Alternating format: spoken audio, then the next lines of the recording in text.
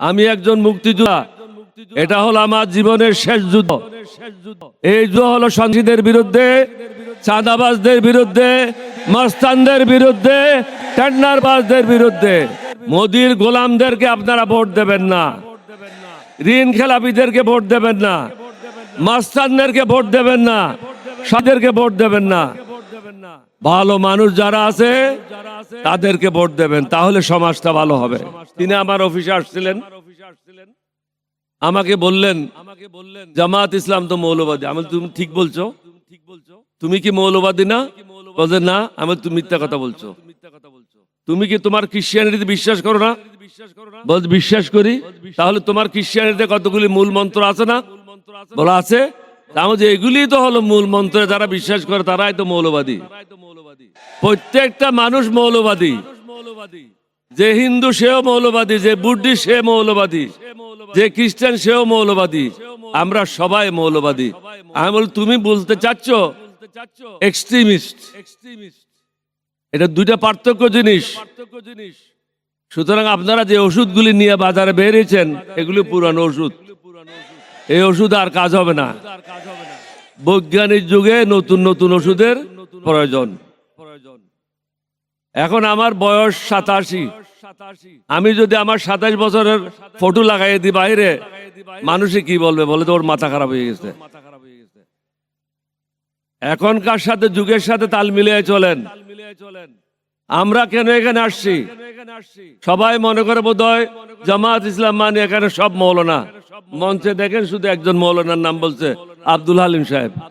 বাকি সব barrister, engineer, doctor. Shafiqur Rahman সাহেব নিজে ডাক্তার। সব শিক্ষিত লোকের সমাবেশ, সমাগম, 11 দলীয় ঐক্য জোট হয়েছে। সুতরাং সমগ্র জাতিকে বলবো, ভুল করবেন না।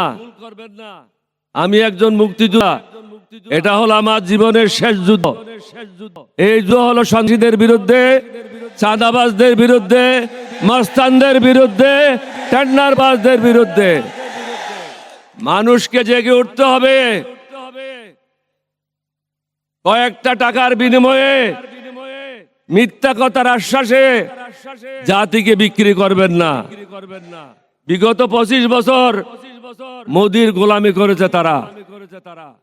মোদির গোলামদেরকে আপনারা ভোট দেবেন না, ঋণ খেলাপিদেরকে ভোট দেবেন না, মাস্তানদেরকে ভোট দেবেন না, সাদেরকে ভোট দেবেন না।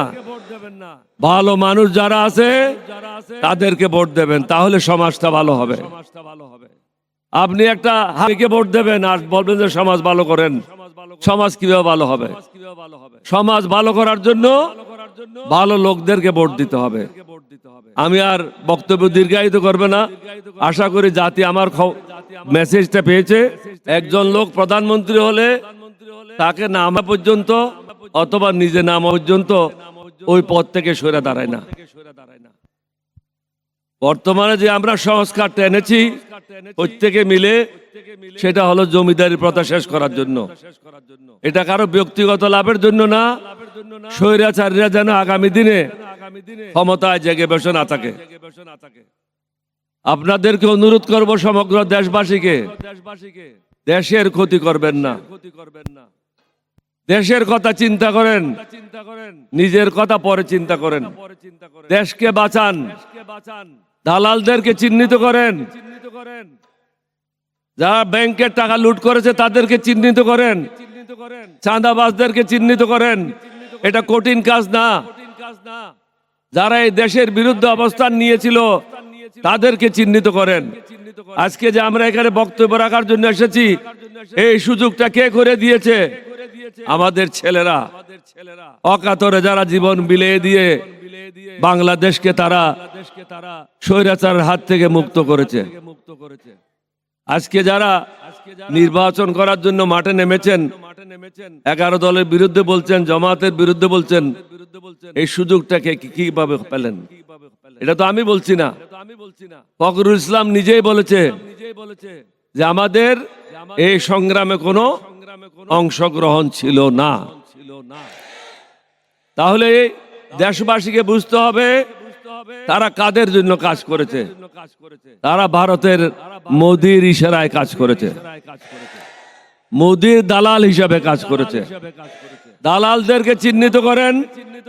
বাংলাদেশে যারা পরিবর্তন আনতে চায়, সুশাসন আনতে চায়, ন্যায় বিচার আনতে চায়, প্রত্যেক ধর্মের জন্য সমান সুযোগ সৃষ্টি করতে চায়, তাদেরকে আগামী দিনে ভোট দেবেন।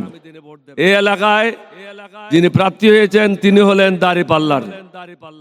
আমরা আপনাদেরকে অনুরোধ করব, পুরানা ঢাকাবাসীকে এই প্রার্থীকে দাঁড়িপাল্লায় ভোট দিয়ে জয়যুক্ত করে ন্যায়ের পথে এগোনোর জন্য, নতুন বাংলাদেশ গঠনের জন্য আমাদেরকে সাহায্য করবেন।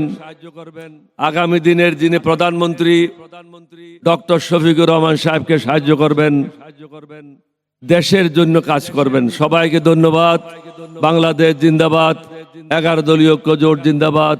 আসসালামু আলাইকুম ওয়া রাহমাতুল্লাহি ওয়া বারাকাতুহু।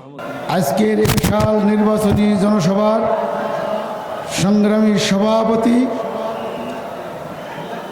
সংগ্রামী প্রধান অতিথি, কেন্দ্রীয় স্থানীয় নেতৃবৃন্দ, ছাত্র জনতা, আইন শৃঙ্খলা রক্ষা নিয়োজিত সম্মানিত ভাইরা, মা ও বোনেরা, আমরা দীর্ঘ সময় ধরে অনেক গুরুত্বপূর্ণ বক্তব্য শুনছি নেতৃবৃন্দ এবং মোহতারাম প্রধান অতিথির থেকে। আমরা আগামীর মানবিক বাংলাদেশের পক্ষে গুরুত্বপূর্ণ নসিহত শুনব ইনশাআল্লাহ। আল্লাহ সুবহানাহু ওয়া তাআলা ইরশাদ করেছেন, আউযু বিল্লাহি মিনাশ শাইতানির রাজীম, ওয়ালা মুবাদদিলা লিকালিমাতিল্লাহ, আমানতু বিল্লাহ। আল্লাহ রব্বুল আলামিন যুগে যুগে যত নবী ও রাসূল পাঠিয়েছেন, ওয়ালাকাদ কুযিবাত রাসূলুম মিন ক্বাবলিকা, অতীতে অনেক নবী রাসূলের উপরে মিথ্যা অপবাদ দেওয়া হয়েছিল, মিথ্যাবাদী বলা হয়েছিল। ফাসবারু আলা মা কুযিবু, যতই মিথ্যা বলা হোক, স্বাধীনতার শত্রু, দেশের শত্রু, সেকেলে ব্যাকডেটেড যা কিছু অপবাদ দেওয়া হয়েছে, ফাসবারু, তারা সবর করেছেন। ও আলামা কুযিবু, যতই অপবাদ দেওয়া হোক, ও উযু, যতই কষ্ট দেওয়া হোক, জেল, জুলুম, নির্যাতন, নিষ্পেষণ দুনিয়া থেকে সরিয়ে দেওয়া হয়েছে। হাত্তা আতানা নাসরুনা, এই জেল জুলুম সহ্য করতে করতে আমার সাহায্য এসে পৌঁছেছে। ওয়ালা মুবাদদিলা লিকালিমাতিল্লাহ, আল্লাহর বিধান পরিবর্তনের সুযোগ সাহস কারণ নেই। সংগ্রামী ভাইরা, শুধু এই পয়েন্ট আমি বলতে চাই, আল্লাহর আইন, আল্লাহর বিধান দুনিয়ার কেউ পরিবর্তন করতে পারবে না। কিন্তু সবার মনে আছে, এখানে উস্তাদ জয়নুল আবেদিন সাহেব সহ সকলে বাস্তব সাক্ষী। 2012 সালে যখন বাংলাদেশে সংবিধানকে 72 সংবিধানে ফেরত যাওয়ার নামে এবং ধর্মীয় রাজনীতি নিষিদ্ধের জন্য যে সরকার রাজ আইন জারি করতে যাচ্ছিল, বাংলাদেশের সকল আলেম ওলামা ফুঁসে উঠল। লন্ডন থেকে তথাকথিত ওই লিডার বলে দিল, বাংলাদেশে ধর্মের ভিত্তিতে কোনো রাজনীতি চলতে পারে না। লন্ডন থেকে যখন এই হুঙ্কার দিল, বাংলাদেশে ধর্মের ভিত্তিতে কোনো রাজনীতি চলতে পারে না, সাথে সাথে এদেশে তাদের দলের স্ট্যান্ডিং কমিটির সদস্য বলে দিল, যেটি লন্ডন থেকে বলেছে এটি আমাদের স্ট্যান্ড। এই কথা বলার পরে মাওলানা মহিউদ্দিন খান সাহেব, আজকে ওস্তাদ জয়নুল আবেদিন সহ আমাদেরকে নিয়ে বসে বললেন, হাই হাই সর্বনাশ হয়েছে, হয়তো তার মাথা বিদেশি কোনো অপশক্তি কিনে ফেলেছে। সাথে সাথে এদেশে অনেকেই সেদিন অ্যারেস্ট হয়েছিলেন, আলেম ওলামা মাঠে নেমেছিল। আমরা বলতে চাই, ধর্মীয় রাজনীতি মানে কোরআনের জিহাদ, জিহাদকে নিষিদ্ধ করার ওয়ালা মুবাদদিলা লিকালিমাতিল্লাহ যে দল যে দুঃসাহস দেখাতে পারে এদেশে কোরআনের আয়াতকে মানসুখ করে দেবে, সেই দলকে আগামী 12 তারিখ লাল কার্ড দেখাতে হবে।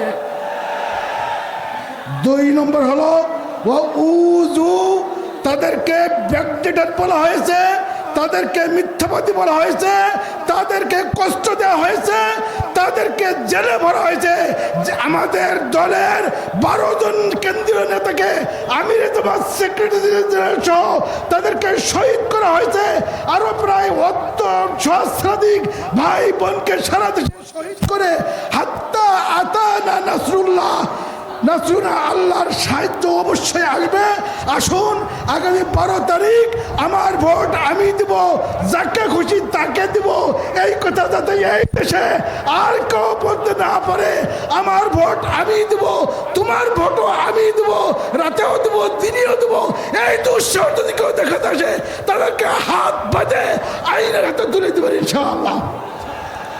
সব শেষে মা বোনদের উপরে যে আক্রমণ শুরু হয়েছে, মা বোনদের উপরে আর যদি কোনো আঘাত কেউ করতে আসে তার হাত ভেঙে দেওয়া শরীয়তের দৃষ্টিতে ফরজে আইন।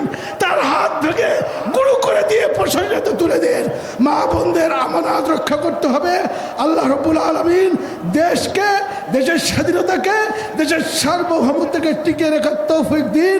আগামী 12 তারিখ প্রথমে হা ভোটে সিল দিয়ে পরবর্তীতে ইসলামের পক্ষে দাঁড়িপাল্লা, এনসিপি এবং রিক্সা সহ যে সমস্ত 11 জনের প্রার্থী আছে তাদের পক্ষে ভোট দিয়ে এ দেশকে আগামীর মানবিক বাংলাদেশ, দুর্নীতিমুক্ত, দরিদ্রমুক্ত, মুক্ত, অপরাধমুক্ত আদর্শী বাংলাদেশ গড়ে তোলার জন্য বলিষ্ঠভাবে কাজ করবে ইনশাআল্লাহ। আসসালামু আলাইকুম ওয়া রাহমাতুল্লাহি ওয়া বারাকাতুহু।